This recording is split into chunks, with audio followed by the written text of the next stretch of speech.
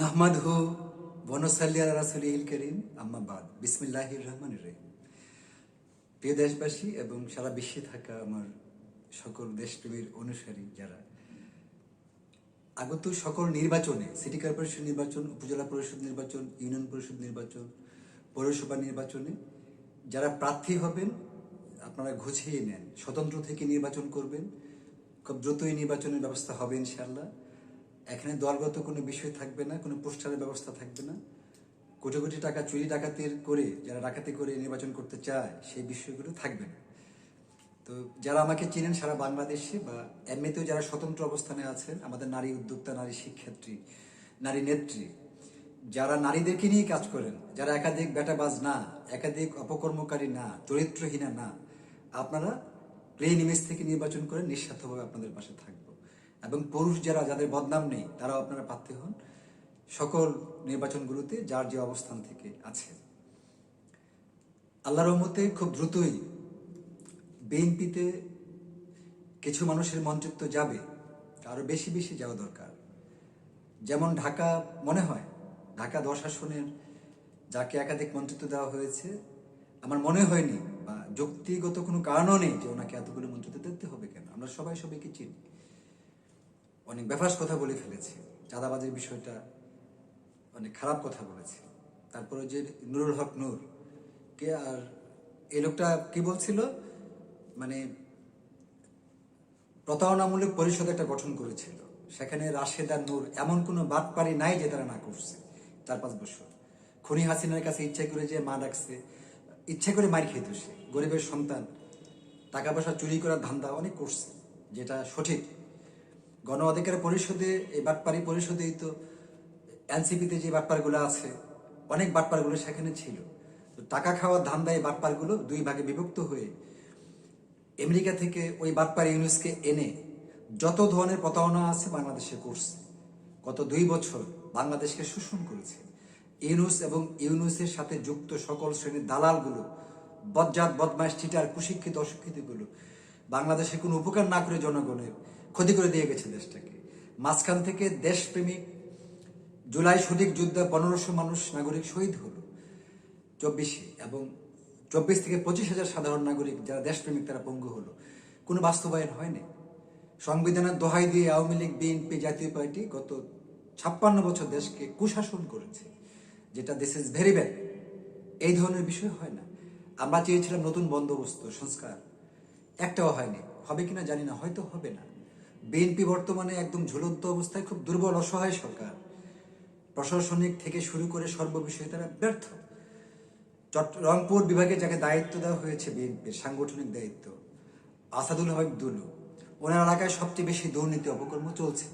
ওনার পরিচয় দিয়ে ওনার বিএনপিতে থাকা ছাত্রদল, যুবদল, আকাশ কুকাশ, বদমাশি, গরু চুরি থেকে শুরু করে সব করছে লালমনিরহাটে, যে মেসেজগুলো আমাদের কাছে আছে। এই পদ থেকে ওনাকে বাতিল করে ওইখানে কুড়িগ্রামের আব্দুল খালেক আছে একজন, বা গাইবান্ধার কেউ থাকতে পারে, বা রংপুরের কেউ থাকতে পারে, অন্য দেওয়া উচিত বলে আমি মনে করি। কিশোরগঞ্জের যে 4 আসনের বৃদ্ধ মিথ্যাবাদী ফজলুর রহমান এক এক সময় এক এক কথা বলে, কখনো জাতীয় পার্টি করছে 82 থেকে 86 পর্যন্ত, তারপর কাদের সিদ্দিকের সাথে মিলে কৃষক শ্রমিক জনতা লীগ করছে, এরপর আবার বিএনপিতে জয়েন করছে। এমন চতুর্মুখী মিথ্যাবাদী লোক কিভাবে মুক্তিযোদ্ধা হয়? সে তো নিজেই রাজাকার, আমার মনে হয় সে রাজাকার। তো অনেক ঝামেলা আছে বিএনপিতে। বিএনপির উচিত নিজের দলকে গোছানো, দলে নীতিবান, আদর্শবান, ভদ্র মানুষদেরকে তৈরি করা। লন্ডন থেকে একাধিক ব্যক্তি এসে, এটা তারা দেশে ছিল না, তারা অনেক কিছু জানে না। দেশে চাঁদাবাজি হচ্ছে, সন্ত্রাস হচ্ছে, সবকিছু একটা ডিসিপ্লিনহীন হয়ে যাচ্ছে। এত ঝুলন্ত অসহায় সরকার দেখি নেই। ওই যে প্রতারক ইউনুস, সেও তো বিএনপি সরকারের চেয়ে ভালো ছিল।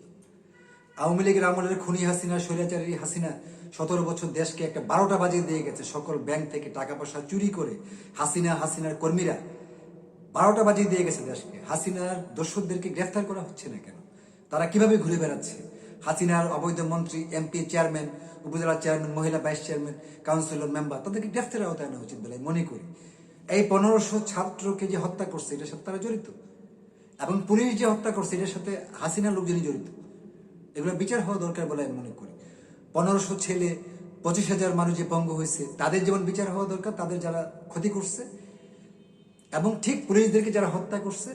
বৈষম্য বিরোধী ছাত্র আন্দোলন নাম দিয়ে অনেক চরিত্রহীন নারী পুরুষ, অনেকে বেগে শ্রমিক হিসাবে বিদেশে আছে, অনেকে বাংলাদেশে আছে, খারাপ নারী পুরুষগুলো সারা বাংলাদেশের প্রতিটা মিসকিন ভিক্ষুকের সন্তানগুলা তখন আন্দোলনে জড়িত হয়েছিল।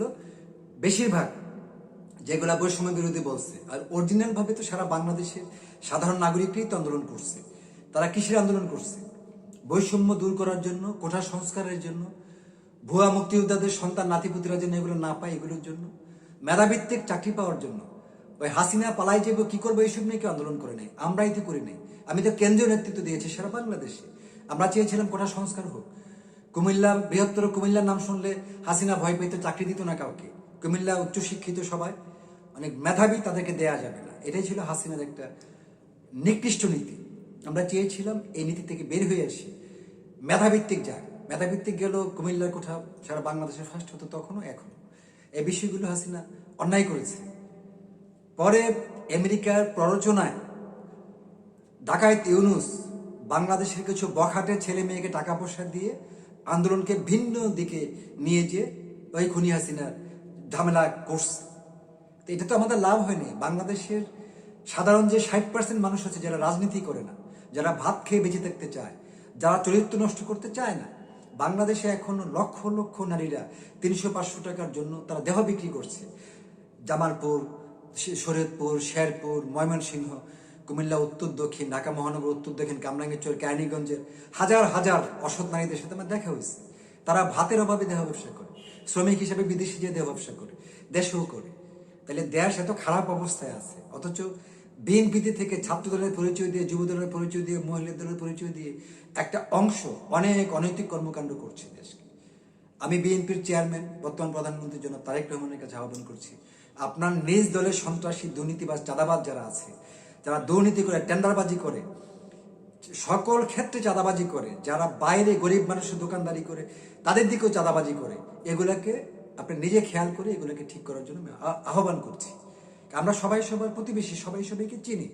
আমার ধর্মপিতা, সাবেক 9 বছরের সফল রাষ্ট্রনায়ক, জাতীয় পার্টির চেয়ারম্যান হোসেন মোহাম্মদ এরশাদ ছিলেন পল্লী বন্ধু। তিনি যখন ক্ষমতায় ছিলেন, বাংলাদেশ ছিল স্বর্ণযুগ, ওনার আমলে কোনো ঝামেলা হয়নি। উনি ছিল বাংলাদেশের সবচেয়ে গ্রহণযোগ্য একজন রাষ্ট্রনায়ক এবং এত জনপ্রিয়। আওয়ামী লীগ, বিএনপি মিলে ওনাকে ক্ষতি করে দিয়েছে, মিথ্যা মামলা দিয়ে উল্টা পাল্টা করে জেল খাটাইয়া। এদেশে ভালো মানুষের শাসনটা আসলে খুব কম হয়। আমাকে অনেকবার খুনি হাসিনা 3 বার প্রতিমন্ত্রী করতে চেয়েছিল, আমি তো যাইনি। আমাকে আমার বাবা হোসেন মোহাম্মদ এরশাদ একাধিকবার মন্ত্রী চেয়েছিল, আমি তো যাইনি। আমি যেখানে ডিস্টার্ব দেখি, হোসেন মোহাম্মদ এরশাদ মারা যাওয়ার পরে জাতীয় পার্টিতে যে কুলাঙ্গারগুলো আছে যারা নেতৃত্ব দিচ্ছে, বেশিরভাগই হিজড়া প্রকৃতি মানুষ হবে, হয় মহিলা অথবা পুরুষ, কেউ হিজড়া হবে না, কাপুরুষ হবে না। তো জাতীয় পার্টিতে যারা নেতৃত্ব দিচ্ছে এরশাদ পরিবারের, তারা তো আমার আত্মীয় স্বজন, বেশিরভাগই ওখানে হিজড়া প্রকৃতির। জিজি করুন না লোক খুনি হাসিনার সাথে।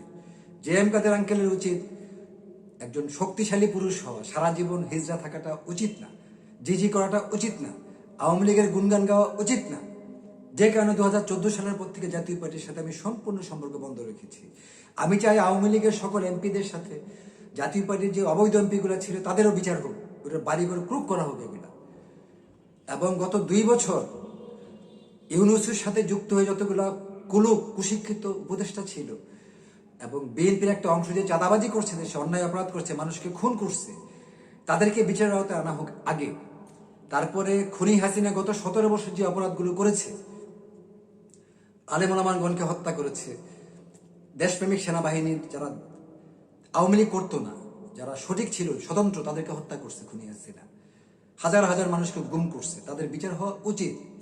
বিএনপির একটা অংশ আওয়ামী লীগের দালালি করে তাদের কাছে টাকা পয়সা খেয়ে তাদেরকে সাহায্য সহযোগিতা করছে। সাভার, আশুলিয়া, ধামরাই, জামালপুর, ময়মনসিংহ, শরীয়তপুর, শেরপুর, ঢাকা উত্তর দক্ষিণ, কেরানীগঞ্জ, সব জায়গাতে, কামরাঙ্গীরচর, সব জায়গাতে খুব খারাপ অবস্থাটা। দেশের সাধারণ জনগণ কিন্তু কাউকে ছেড়ে দিবে না।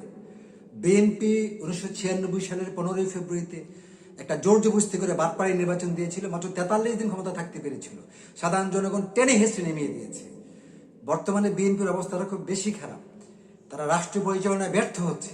কেন ব্যর্থ হবে? জনাব তারেক রহমান বিএনপির চেয়ারম্যান, তিনি তো মেধাবী, বাবা রাষ্ট্রপতি ছিল, মা প্রধানমন্ত্রী ছিল, অবশ্যই মেধাবী না হলেও হওয়া উচিত। এবং যারা সিন্ডিকেটে আছে তারা তো মেধাবী কিছু লোক থাকা দরকার। আন্দালিব রহমান পার্থর মতো লোককে কখনো মন্ত্রিত্ব দেওয়া উচিত নয় বলে আমি মনে করি। ওর বাবা নাজিউর রহমান জাতীয় পার্টির এসআর সাহেব চাকরি করত, আমাদের চাকরি করত, জাতীয় পার্টি করছে সারা বছর। পার্থ কখনো আওয়ামী লীগ করে, কখনো বিএনপি করে, চামচামি করে। এই ধরনের মানুষের কিসের? নূর কখনো আওয়ামী লীগ করতো, কখনো জাতীয় পার্টি করতো, এখন বিএনপি করে, রাশেদরা বিএনপি করে। এনসিপির বেশিরভাগ মহিলা পুরুষ আওয়ামী লীগ করে, বিএনপি করে এবং জামাত ইসলাম করে। দালাল এগুলো, তাদের কিচ্ছু নাই। সারা বাংলাদেশে কোনো এনসিপিতে একজন ব্যক্তি নাই যে উপজেলার চেয়ারম্যান হবে বা মহিলা ভাইস চেয়ারম্যান হবে নিজের যোগ্যতায়। তাদের কাছ থেকে দূরে থাকবেন প্রিয় দেশবাসী। যারা আমার বোনেরা আছেন সৎ, এখনো চরিত্রবান, নীতিবান, আদর্শবান, যেগুলো এনসিপির মতো ভুয়া দলে আছে, তারা আপনারা স্বতন্ত্র হয়ে যান। এটা একটা বাটপাড়ি দল, অনেক কিছু করেছি এই দলের জন্য না বুঝে। আমার 1 লক্ষ বোতল পানি দিচ্ছি, 1 লক্ষ পিস রুটি দিচ্ছি, আমার 48 থেকে 50 লাখ টাকা ক্যাশ দিচ্ছি। পরে খুনি হাসিনা 3 তারিখ থেকে জুলাই 24-এর 5 তারিখ সকাল পর্যন্ত 24-এর অগাস্ট আমার কোটি কোটি টাকা সম্পদ নষ্ট করছে ওই কুকুরের বাচ্চাদেরকে সাহায্য করার কারণে। আমরা ক্ষতিগ্রস্ত হয়েছি। রাস্তাঘাটের এনসিপি যারা করে, শ্রমিক সংগঠন করে, যে নারী করে, বা একটার কিছু ক্ষতি হয় না। এই বাটপারগুলা রাষ্ট্র টাকা চুরি করার জন্য আসছে। এই যে 6টা 8টা এমপি হয়েছে, হাতে পায়ে ধরে 2টা মহিলা যে হয়েছে, তারা কাপড় খোলার স্বাধীনতা চেয়েছে, রাস্তা উলঙ্গ হয়ে হাঁটবে।